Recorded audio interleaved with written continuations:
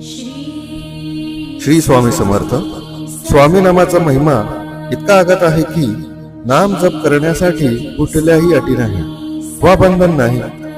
जर अट असेल तर ती फक्त भक्तीच्या भावनेची. श्री स्वामी समर्थ.